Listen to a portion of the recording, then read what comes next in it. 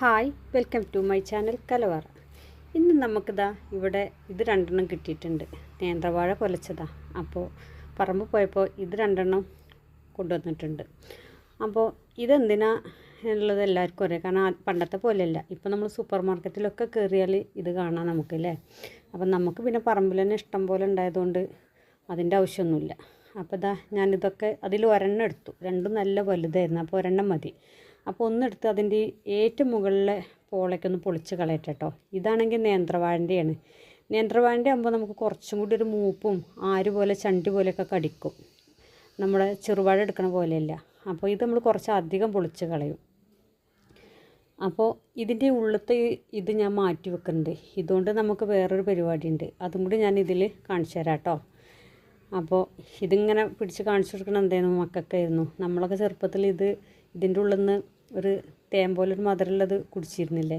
അതേപോലെ അതിൻ്റെ വാഴ പൊളിച്ച് കളഞ്ഞപ്പോഴും ഞാൻ മക്കളോട് പറയായിരുന്നു, പണ്ട് കളിച്ചപ്പോൾ ഒക്കെ ഇറച്ചിക്ക് പകരം ഞങ്ങൾ അരിഞ്ഞ് വെച്ചിരുന്ന സാധനമായിരുന്നില്ല, അതിൻ്റെ ആ ചുവന്ന കളർത്ത മുകളിലത്തെ.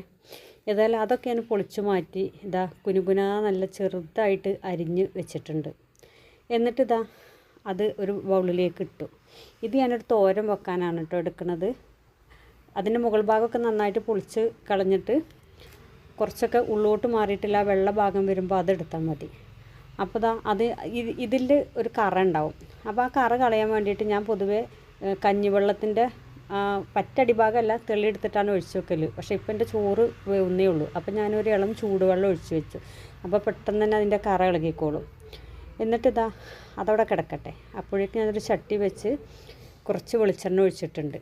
എണ്ണ ചൂടാകുമ്പോൾ അതിലേക്ക് കടുക് പൊട്ടിച്ചു.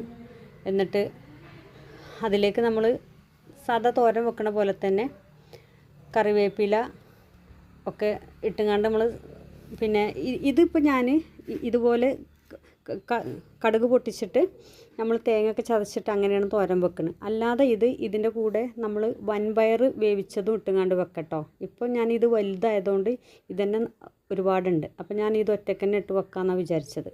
അപ്പോൾ കടുകൊക്കെ പൊട്ടിച്ച് കറിവേപ്പില ഇട്ടിട്ട് വാഴക്കൂമ്പ് നന്നായിട്ട് കഴുകിയെടുത്തിട്ട് അതും അതിലേക്ക് ഇട്ടിട്ടുണ്ട് കേട്ടോ. അതിന് ശേഷം കുറച്ച് ഉപ്പും മഞ്ഞൾപ്പൊടിയും ചേർത്ത് നന്നായിട്ട് മൂടി വെക്കുക. ഇടയ്ക്കിടയ്ക്ക് എടുത്തൊന്ന് ഇളക്കി കൊടുക്കണം കേട്ടോ. അത് വേവുന്ന ഇടയ്ക്ക് അതിലേക്ക് നമുക്ക് ചതച്ചത് ചേർക്കാനുണ്ട്. അതിലേക്ക് നല്ല നാളികേരം, ഇത് നല്ല പച്ച നാളികേരമാണ്, തേങ്ങ ഇന്നലെ ഇട്ടത്. അപ്പോൾ അതുകൊണ്ട് നല്ല പച്ച നാളികേരം ആകുമ്പോൾ ടേസ്റ്റ് കൂടും. ഒരു കഷ്ണം ഇഞ്ചി, 2 പച്ചമുളക്, അല്പം കറിവേപ്പില, ഇതും കൂടി അതിലേക്ക് ചേർത്തിട്ട് നന്നായിട്ടൊന്ന് ചതച്ചെടുക്കുക. നന്നായിട്ട് അരയണ്ട കേട്ടോ, ചെറുതായിട്ടൊന്ന് ചതച്ചാൽ മതി. അപ്പോൾ ആ ചതച്ചതും കൂടി ഉപ്പേരി വെച്ചത് നല്ല വെള്ളമൊക്കെ വറ്റി ഡ്രൈ ആയതിനോട് കൂടി ഈ ചതച്ചത് അതിലേക്ക് ഇടുക. എന്നിട്ട് നന്നായിട്ട് മിക്സാക്കി എടുക്കുക.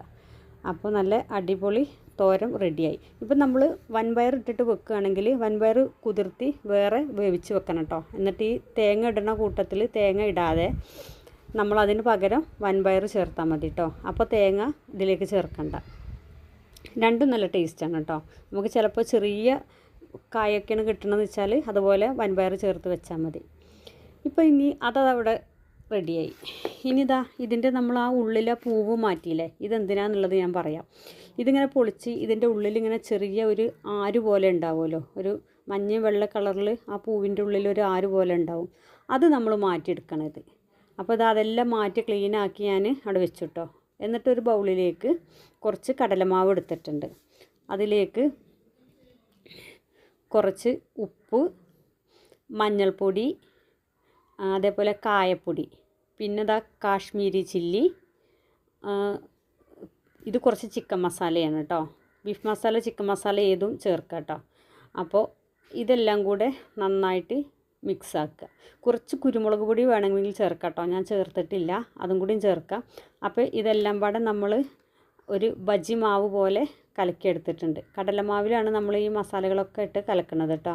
അപ്പോൾ പാകത്തിന് വെള്ളമൊഴിച്ച് കുറുന്നനെ കലക്കി എന്നിട്ട് അതൊരു ഫ്രൈ പാനിൽ എണ്ണ ഒഴിച്ച് ചൂടാകാൻ വെച്ചു. എന്നിട്ട് ഈ മാവിൽ നമ്മൾ ഈ വൃത്തിയാക്കി വെച്ച പൂവ് എടുത്തുകൊണ്ട് മാവിൽ നന്നായിട്ട് ഡിപ്പ് ചെയ്യുക. എന്നിട്ട് അതെടുത്ത് ചൂടായ എണ്ണയിലേക്കിട്ട് വറുത്തെടുക്കുക കേട്ടോ. ഈ പലഹാരം ഇഷ്ടമായവർ ഇത് സബ്സ്ക്രൈബ് ചെയ്യണേ, ഷെയറും ചെയ്യണേ. ഇതാ നല്ല ചൂടോടെ കഴിക്കാൻ നല്ല അടിപൊളി സ്നാക്സാണ് കേട്ടോ ഇത്. അപ്പോൾ ഇതുപോലുള്ള റെസിപ്പികൾ കിട്ടാൻ വേണ്ടി എല്ലാവരും നമ്മുടെ ചാനൽ സബ്സ്ക്രൈബ് ചെയ്യണേ.